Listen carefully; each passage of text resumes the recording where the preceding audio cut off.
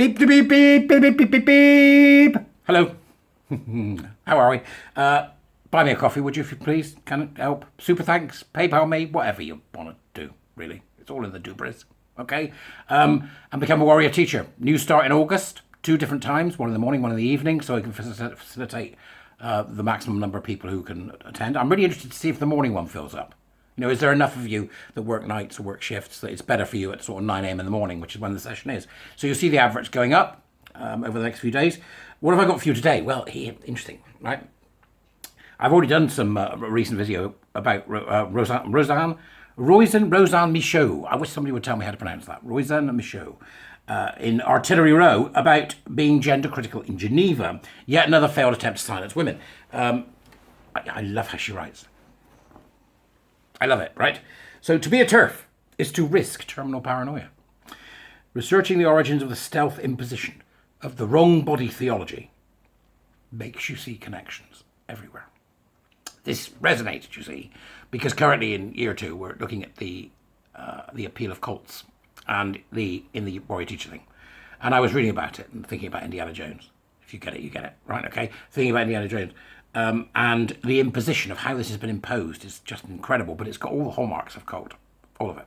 Right, go and have a look. That's an interesting rabbit hole to go. I don't like that term, but an interesting rabbit hole to go down. So this was last weekend. This was released on the 16th of June. This said article, which we are reading about, and which is in the dubris for you, was on the 16th of June, and it says last weekend, after a rabid mob caused chaos at Posey Parker's Let Women Speak event at the UN's Geneva headquarters, the dark thoughts crept in. Surely it was no coincidence that such a big crowd, the biggest I've seen at JK events, bar New Zealand, had originally organically shown up in the home of the Gender Borg HQ, which is the United Nations. I had been in Vienna the day before as part of an exhausting 2-day trip to witness KJK's first forays into the European gender wars. This woman's a pioneer, isn't she? And I love the way she takes them down when she's talking to him. You ever seen the one where she's talking to a big bloke in a dress at a toilet? How dare you, she says. Marvellous. I think we should call her Joan of Snark. The fantastic KJK.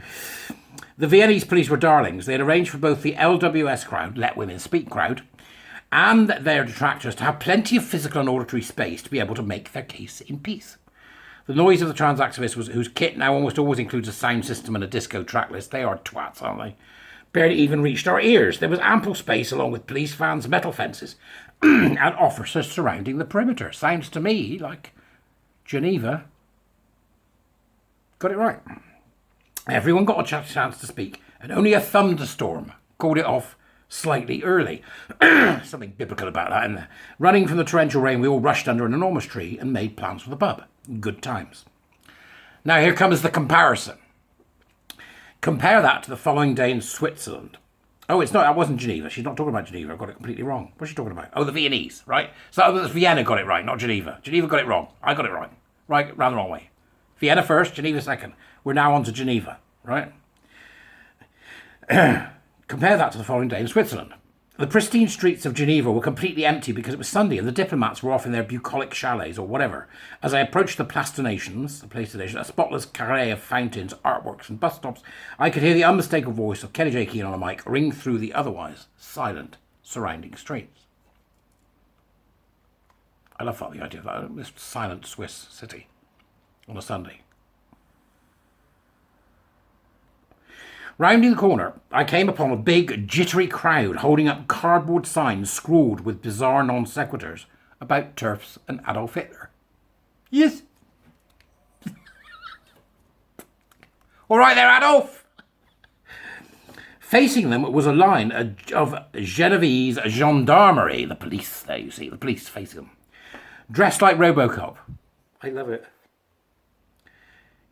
KJK, and about 30 women were standing under or around the broken chair, a piece of art dedicated to the victims of landmines, directly in the line of sight of the regal United Nations office building. Whilst the vibes in Vienna had been picnic-like, this felt more like when a fight breaks out on the top of a double-decker bus. The last thing you want to do is to go toward it. The women were vastly outnumbered by protesters, who were wearing their usual zany uniform, sparkles, hot pants, side boobs, terrible hair. I had been to 3 Let Women Speak events at that point, including Brighton and Glasgow. And the protesters are all the same. Plummy accents, bright eyeshadow, indignant rage about some injustice they can't quite articulate. Yep, this is the bastard children of the middle class, isn't it? The future 4x4 driving numpties. They exult in their membership of this tribe. They have been convinced that they are the good guys. And nothing, you say, can convince them otherwise. No, they're so ideologically captured, you're wasting your time. Don't bother. Don't bother. You can't change their mind. You can't. Simple as that.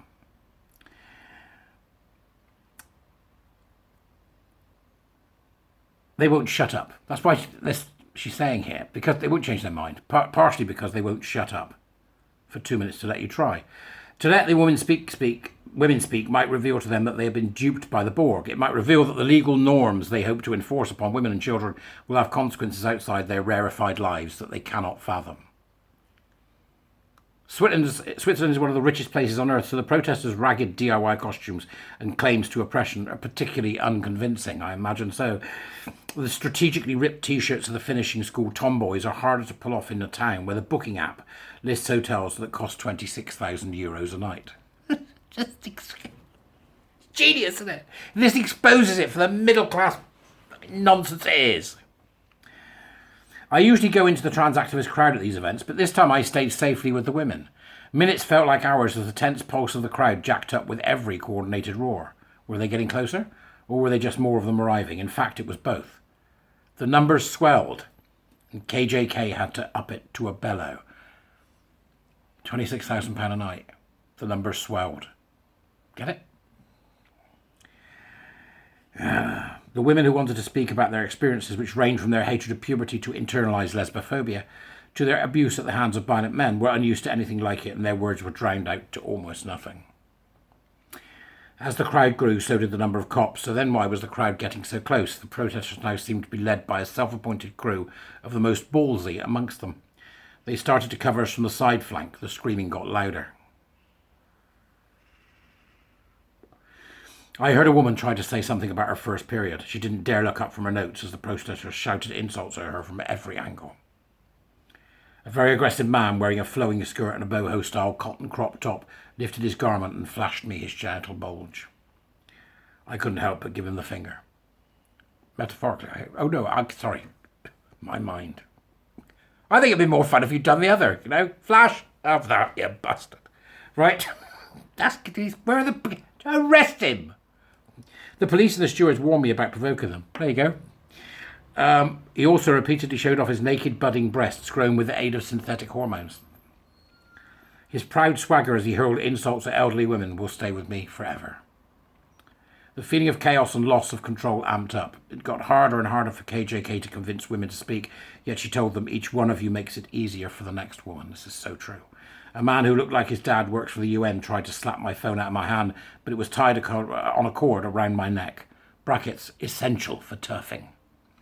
Then his buddy, another handsome young guy with bright prospects, grabbed the cord from behind me and attempted to choke me. He let go very quickly, presumably because it would have been negative for him career-wise to be filmed trying to kill someone, even if I am a legit fash. I love the way she writes. At some point it became clear that the only outcome was escalation. The cops looked wary of touching the protesters, and the mob could feel it. Optics, I guess. They were emboldened in the knowledge that all the world's media, institutions, philanthropists, civil society actors, and not least the career cultists in the building behind us, would hail them as the good guys. A water cannon had appeared at some point, but it sat motionless even as the protesters pushed KJK. Kelly J. Key made a few final remarks, screaming but not undone, and then in one move scooped up all three legs of the camera tripod and turned and ran to the van, followed by hired security. The boys and girls ran after her and surrounded her vehicle, unsure what to do with their rage. One of them had a cowbell. It was so utterly bizarre. Round his neck or attached to his nose? The LWS steward, the Let Women Speak stewards, formed a ring around the technical equipment while protesters screamed in their faces. A senior-seeming police officer, the only one who really seemed to care whether they made it out of there alive, helped the head steward, a local woman, to plan an escape. All sides of the square were blocked now, except the corner where the water cannon stood idle. A plan was hatched. Taxis were called to a nearby location, and we were told that as soon as the technical equipment had been carted off, we were to run up the unconquered road. Soon the water cannon started to reverse. We ran behind it, heading, we hoped, towards waiting taxis. No Robocops accompanied us. The vans upped and drove away. Then we reached the top of the hill. The water cannon left. There were no taxis. We all just looked at each other. The attack dogs of the Borg were still screaming down below. After many interminable minutes, a car showed up, and I got away with some Swiss women, amongst whom was a girl who was still in school. We had to drive past the processors on our escape route. We ducked as the crowd exuberantly celebrated what they saw as a victory over fascism. Seriously, it was by far the most terrifying spectacle of the day. The taxi driver wanted to know what was going on. We tried to explain La Folie, but it was all just too weird for the uninitiated. We couldn't wrap his head around it, though he couldn't wrap his head around it, although he did understand that the howling children on the square wanted men to be able to share intimate facilities with his wife and daughter. He told us to call him for backup if they found us. In the grimy Irish pub that became our hideout, we all sat down and realised we didn't even know each other. Some turfs arrived with their t-shirts inside out. When it became clear that no taxi was coming to save them, they had jumped on a bus. But the Borg soldiers got on at the next stop and they panicked, pulling off their tops to hide their pernicious text, adult human female. Some were too overwhelmed to speak. Our hands were shaking. We shared phone chargers. We ordered each other brandy. We shared our made-up Twitter names. I'm Jane, but my Twitter name is Turfysaurus Rolling KPSS. It took a while, but we eventually laughed. Oh my God, was said a lot. Nicola Sturgeon's been arrested, shouted someone. And a cheer went up. There were very few light-hearted moments for me during the event in Geneva, but one of them was when KJK said, "We're in front of the UN. I don't know what they do here." I laughed out loud, because this is why I love KJK. She's a woman moving through the world just pointing out bullshit when she encounters it. My absolute favourite genre of turf. It's not really funny though. The UN's duplicitous manoeuvring is one of the reasons why we were there. Why they insist on cajoling countries into removing biological sex from life and law. And make no mistake, they are one of the principal culprits, is a question that haunts me daily. Looking up at the sprawling colossus as its privileged mercenaries hound me into silence, I don't think I've ever been more determined to get to the bottom of it. That's a joyous article. Joyous in its narrative power. Joyous in its ability to tell a story of a single event. Make no bones about it. What's said at the end there about the UN is very important. Very important. They're all up to their grubby hands in this. Anyway, I think that's enough, because that really says it all. The links are in the doobries. I'll see you soon.